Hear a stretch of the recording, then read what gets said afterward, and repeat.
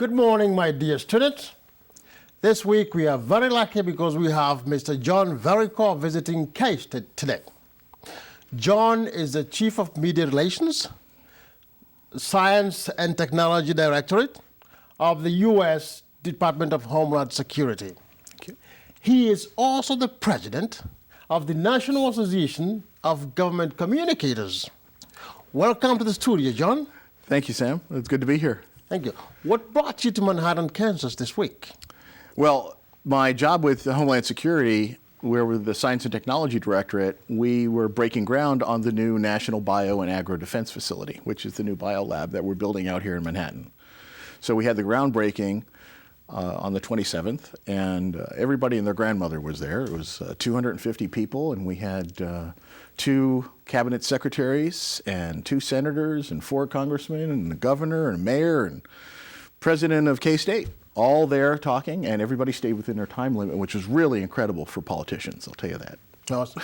Are you going to be the media contact person for NBAF going forward? I'm the primary media contact, even though I'm not physically here on site in Kansas. I'm back in Washington, D.C., but I'm the primary media contact for it. And then I will find the subject matter expert that needs to talk to the issues.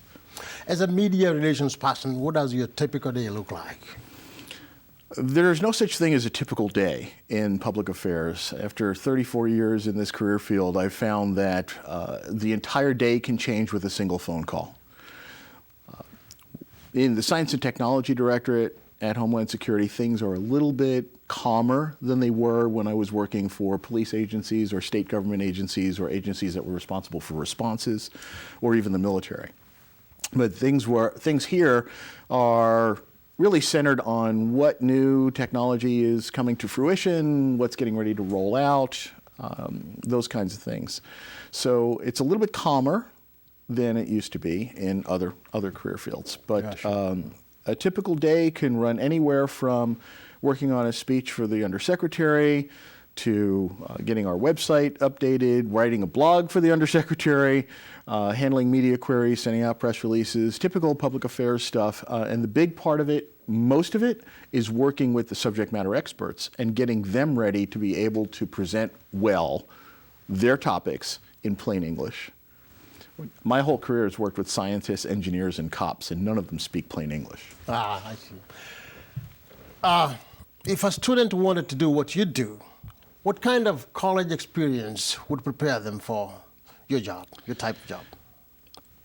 I would say the best thing to do is to get involved and take classes in as many aspects of communications as possible.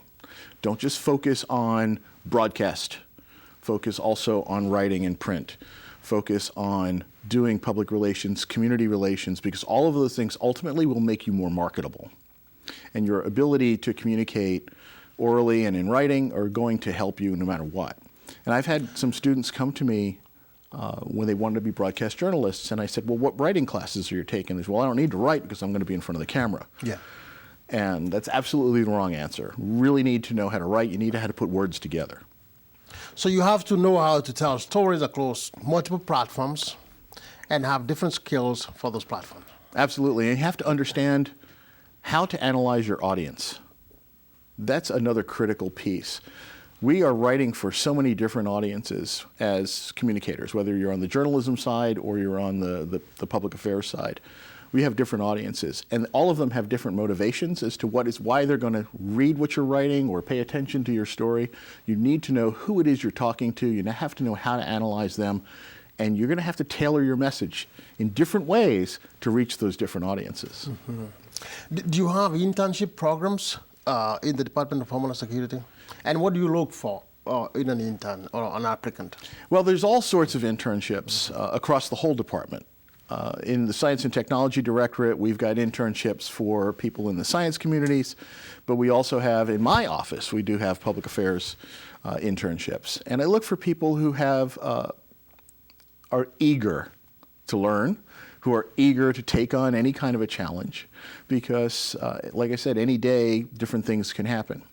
And so we'll be doing a community relations project one day. We'll be working on getting an exhibit to go out to the International Association of Chiefs of Police to show them new technology. We may be handling media queries. We may be coaching somebody to get ready to talk to the press. It could be all kinds of things. So I'm looking for people who are eager, have critical thinking skills. Eager, critical thinking skills. Critical thinking skills, very, very important. And some just good solid writing. And anything else will come on top of that. Okay. So what I'm looking for is that eagerness and that critical thinking, because you're going to come across a roadblock as you're trying to accomplish things. And I want you to be able to, first of all, be able to identify that it's a roadblock and come up with some possible ideas of how to work around it. Mm-hmm. Let's get back to NBAF for a minute. Sure. Now that NBAF is a reality here, what kind of opportunities do you think it presents to K-State students? Well, on your veterinary research side of the world, it's going to be extraordinary. There's going to be a lot of partnerships, a lot of opportunities for collaboration on research. That was one of our primary reasons for building the lab out here. On the communications side of the world, I'm actually working on trying to create some internships for communications students to work with our local NBAF staff to help them to communicate all of the issues because it's going to be so much in the media, and they're going to need some hands-on help here. So obviously this summer, not quite, because we just broke ground. Started, yes. But as we start moving up in construction and get closer to actually making the lab a reality, there'll be more and more opportunities for those kinds of things. Awesome. Now, tell us a little bit about the type of crisis communication plans in place in case of an emergency. For any sort of a situation like this, the crisis communications is the number one aspect. It's, crisis response and, of course, communications is all part of that plan. The main thing that we're concerned about, obviously right now, it's all construction related. You know, what happens, God forbid, if there's an accident on the construction site or somebody gets injured, those kinds of things. But going into when the lab is actually up and running, a crisis can be anything from something as small as somebody drops a needle in the biocontainment lab to, something larger. So most of the crisis planning has to do with connecting with all of the emergency response in the area, with Fort Riley and all the other assets around here to help respond to anything that could possibly happen. Mm-hmm. And communications is at the top of that. And we're using the military model, which is maximum disclosure, minimum delay. Just get out as much information as possible, as quickly as possible. You're using the military model. Say that again. You're using the military model. Yes. Maximum disclosure, minimum delay. Get out as much information as you possibly can within the boundaries of security and accuracy and propriety. Awesome. Let's talk about your job a little bit. How would you describe the relationship between government communicators and reporters? It really is all about relationship building and having a trust. Mm-hmm. When I first came into this field 30 years ago, there were more beat reporters. And so they were people who focused on your agency, your particular issue. They knew the history, they had the background. The media landscape has changed remarkably in the past 3 decades with the advent of social media and all these other outlets. The average reporter now they're a general assignment reporter rather than a beat reporter. They don't have the luxury of being a really dedicated beat reporter anymore. There are some outlets that can do that, but most of the big outlets no. And so they've got very limited time. They've got a lot of stories to do. None of them are related to each other, so they have only this much time to devote to being able to get knowledgeable about the topic enough to write about it. The other thing is they also have to write multiple stories during the day, and they have to write that same story for multiple formats. Yes. I was working with a BBC reporter who came out to visit Plum Island, which is the laboratory that NBAF is going to replace. Yes. And she came out and she spent a few hours with us and toured the laboratory and the island and stuff, and it was really great. And she told me that she had to write that same story and produce it in 7 different formats. She had to do one for BBC, one for BBC America, one for BBC Radio. She had to do a print version. She had to do an online version, and she had several social media outlets that she had to do it for as well. So that leaves very little time to devote to developing some skills and critical knowledge of subject matter that they're covering. Right. So as a public affairs officer and a communicator, it's our job to make sure that these poor reporters who are really strapped have gotten as much information as they need and it's as clearly explained as possible so that they can get through what they have to do. So that's more work for you. It's a lot more work for us, and the problem that exists is that it's very difficult to build trust when you don't have a long-standing relationship with a reporter. A lot of the times, the mainstream reporters that I'm dealing with now, they're one-hits. They're not somebody I've dealt with before. When I'm working with the trade press, it's usually the same reporter over and over again. I can build a relationship. But with your mainstream media, like I said, they're general assignment reporters. I might only deal with this person once and then they're gone. So we don't have a chance to build that trusted relationship that we really need to do in order to work together. And that trust comes, it's two ways. We have to trust that they're going to use the information that we give them in context, way, yes. in context, and at the same time, they have to trust that we're giving them the accurate information and that we're not hiding anything. So there's a big mistrust there. Because we haven't had a chance to develop that. And over the years, as different administrations have come through and different policies, and just the way people work together, sometimes it seems that government, public affairs folks are withholding information or have become censors. And that is actually not the case. Our role is to be a facilitator, to try to make sure that the reporters do have access to the people that they need to have access to. A reporter will call and say, I want to talk to, Tom Jones about this topic. Well, yeah, Tom does work on that topic, but he's not the expert on that topic. So I'm not going to give you Tom. I'm going to give you Mary Smith down the hall because Mary actually is the subject matter expert for the part of the project that you are asking about. And so when we do that, they say, oh, well, you won't let me talk to the person I want to because, so you're trying to hide something.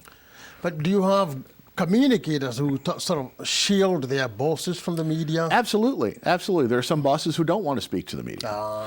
One of the biggest things that most reporters don't know is that the public affairs officer, public affairs staff of an organization is usually the advocate for the media.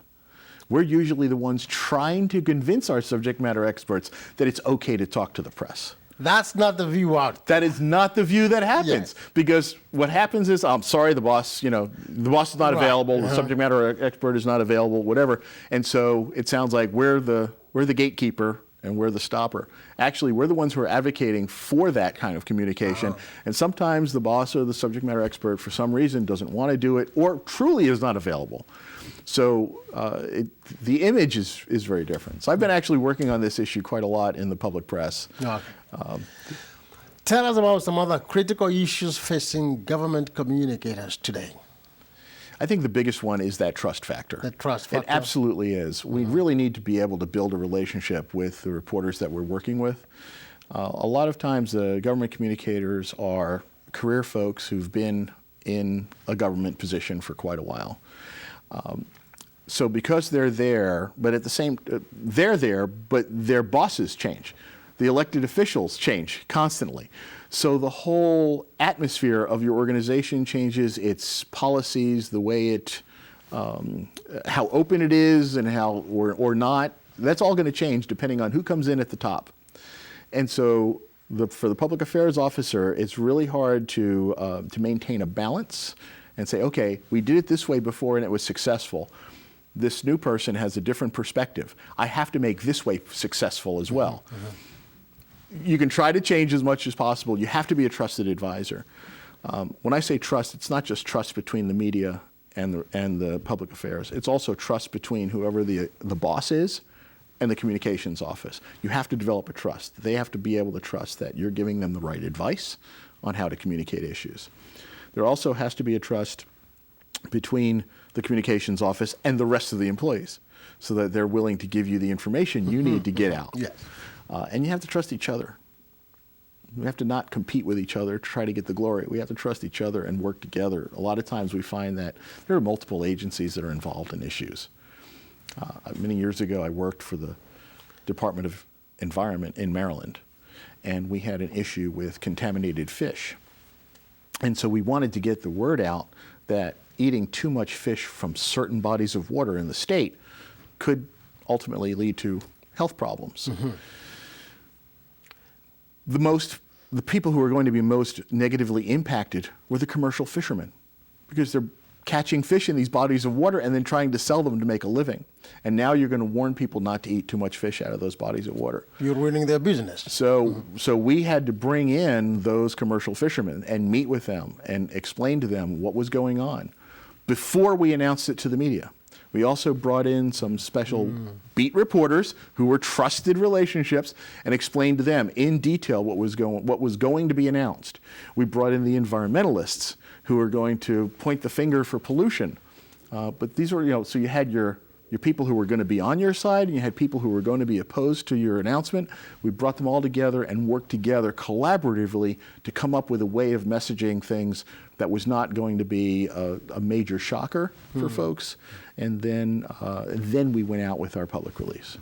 So what you're doing there is public relations, but relationship building. All about relationships. It's more than journalism. Oh, a lot more than journalism. It's all about building trusted relationships.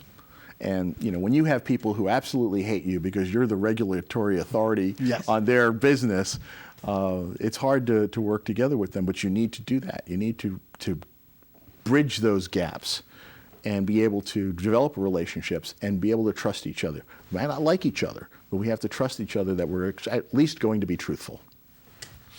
Finally, John, as the president of the National Association of Government Communicators, which is a big position, by the way, congratulations. Thank you, thank you. It's a lot of fun. Thank you. Tell us some of your plans for the organization going forward. Well, the association is all people in this career field who work for federal, state, local, tribal governments, even on the international level. And so the main thing that we provide is professional development opportunities and networking opportunities. So when you've got somebody in Arvada, Colorado, and yes, Maria, if you're watching this, she's one of our people who lives out there. She works for the mayor. And you've got folks who have similar issues in Jackson, Mississippi, and Catherine, yes, I'm talking to you. Those folks need to communicate with each other because they may have very similar issues or may have challenges that they're facing that maybe Catherine has done something that Maria's never seen before. Or maybe Maria has come up with a solution for something that Catherine hasn't faced. And so by being able to connect these folks, they can share that information and learn from each other. And that's what the association is really designed to do, trying to help make those connections, to bring folks together, to do that professional development. So we have an annual training conference. We have webinars, which we're building up. We're trying to do more and more opportunities and improving the quality and the quantity of those kinds of opportunities. And those are building. One of the things that I've learned, we've been called on time and time again to consult with our international partners. And so I personally have met with people from Montenegro and the Ukraine and Japan and China, Israel, West Bank. And these are governments, they're government communicators that are trying to figure out what is the American government doing? What is happening in the U.S.? How do we create open and transparent government in our areas? And so what I'm learning is all these international interactions that we're having, a lot of the issues that are faced by a country in Europe, say, are not the same issues that are faced at a federal level in the U.S., but they're really more similar to the issues that are faced on a state government level or a local government level. And so those similarities, we're learning a lot, and we're learning from each other on how to do public engagement, how to create websites that will get your citizens to trust and believe in your government. A lot of things that we're learning from them and what they're doing, and a lot of advice that we're able to provide back. So we're looking to expand more in that international area as well and develop more and more of those partnerships. So there's a need for international collaboration? Absolutely. Are you thinking in terms of establishing maybe an international association of government communicators? We're going to put that to the membership, and if the membership decides to go in that direction, we will probably go that way. It makes sense. We're getting members from overseas now anyway. We have members from Cyprus and from Brussels and Montenegro, Croatia, so Canada. So we're getting people from around the world that are starting to join anyway. we might want to look at that opportunity. But we also don't want to lose the focus on that state and local government as well. You've done this for 34 years, John, so I think there's a lot you can offer. I feel ancient. Yes, to communicators in other countries. Well, I did it in the military. I was active duty for 10 years and then 15 in the reserves. I did it at the state government level, and now I've been a Fed for 14 years. And yeah, you can't get me away from it. When I first thought I wanted to be a journalist and thought I was going to write for a newspaper, or when I went to the Defense Information School and learned about radio and television, I was going to do that. Give you an idea how that went. I went to my first Navy ship. I was running 2 TV stations, 2 radio stations, doing a shipboard newspaper, doing a newsletter home to the families every month, handling all the press releases, handling all the media queries. I was the ship's photographer. I was the community relations guy when the ship pulled into port, coordinating tours of the ship and all that good stuff. I was training people on public speaking and how to deal with the press. And, oh, by the way, I also answered fan mail. And people say, oh, I love the Navy. Send me a picture of your ship. I was a staff of 1. And I did that for 5 years. When I went to my next command, it was just as busy and just as crazy. And I realized something when I got out of the Navy, when I left active duty, I would have been bored to tears just going to work for a newspaper or a TV station. Even though I would have been doing different stories all the time, yes, I would have been bored only doing one kind of thing in a single day. And so I found that in government public affairs and in government communications, you have the ability to take all of those skills across all of those spectrums and put them into play at any given day. Because of my background doing radio and television broadcasting, I'm able to understand the needs of a TV station when we're getting them out to come and do a story. You know, I don't just do the talking head press conference. We rolled out recently the Science and Technology Directorate for DHS recently rolled out a technology called Finder. It's a microwave radar device for search and rescue teams. They can find people living under 30 feet of rubble by detecting the micro movement of their chest from their heartbeat. So even if they're unconscious and they can't respond, they can still be found. It was an awesome tool. Now, we can go and hold up this box that looks like nothing and have some talking heads, or we can demonstrate it at a real rubble pile and show media how it works, or we can take it another step. And that was from my TV background. I knew they wanted to get more involved. So we had the correspondents go and climb into the rubble pile, and we had the research and rescue guys find them using this tool with the camera guys following them along. And so that kind of experiential journalism is what really opens the doors for folks. And that gets you a better story, and it's just more fun for us to do. Beautiful. Well, my dear students, I hope you've learned something important from our conversation with John, and that you will be able to take what you've heard and use it in planning for your future career goals. John, thank you very much for stopping by, and we wish you all the best when you go back to DC. Thank you, Sam. Greatly appreciate it. I've really enjoyed it. K-State's an awesome university. I've had a chance to meet a bunch of staff here and really gotten to enjoy it, and a bunch of students. And just to let you know, by the way, the National Association of Government Communicators does have a student rate. So if people are interested, they can join very, very inexpensively. $35. I didn't know that. I didn't know $35. $35, and you have access to this wealth of knowledge around the country and around the world. My students will join them. Thank you. Thank you.